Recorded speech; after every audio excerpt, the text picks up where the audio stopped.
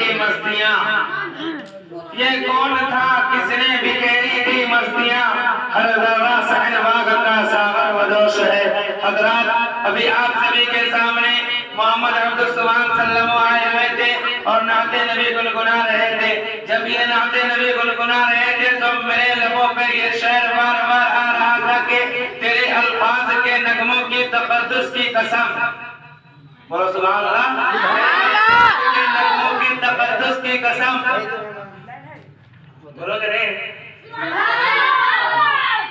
حضرات ابھی آپ سبھی کے سامنے محمد عبد السبحان صلی اللہ علیہ وسلم آئے ہوئے تھے اور نعت نبی گنگنا رہے تھے، کیونکہ نعت نبی اور سیرت کا میدان بہت وسیع ہے۔ یہ ایک ایسا میدان ہے جس میں نہ جانے کتنے شہسواروں کے گھوڑے تھک کر چور ہو گئے، یہ ایک ایسا سمندر ہے جس میں نہ جانے کتنے غوطہ زنوں نے غوطے لگائے لیکن آخر تک پہنچنے سے قاصر رہ گئے۔ چنانچہ بڑے سے بڑے فصیح و بلیغ آئے، بڑے بڑے شعراء مدعو آئے، بڑے بڑے خطیب و فقیہ آئے، آخر میں سارے خطیبوں نے اپنی آواز کو روک کر اور شان نے قلم توڑ کر یہی کہہ دیا، یہ قاصر نہ یہ زباں ہوتی تو کچھ تنائی کرتا، قاصر نہ یہ زباں ہوتی تو کچھ تنائی کرتا، تیری تعریف کے حدود ہو تو میں لب گشائی کرتا۔ حضرات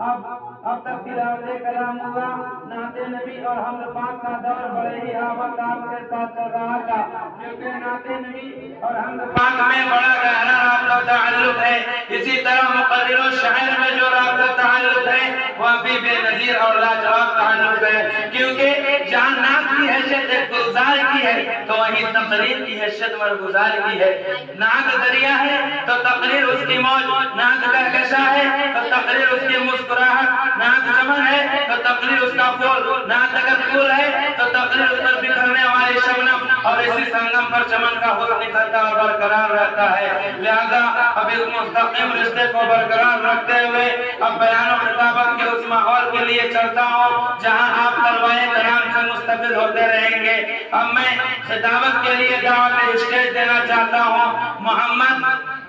ابو شامہ صلی اللہ علیہ وسلم کو اس شعر کے ساتھ کہ زمزم و کوثر و تسلیم نہیں لکھ سکتا، زمزم و کوثر و تسلیم نہیں لکھ سکتا، اے نبی میں آپ کا تعظیم نہیں کر سکتا، اے نبی میں آپ کا تعظیم نہیں کر سکتا، بولو سبحان اللہ، سبحان اللہ۔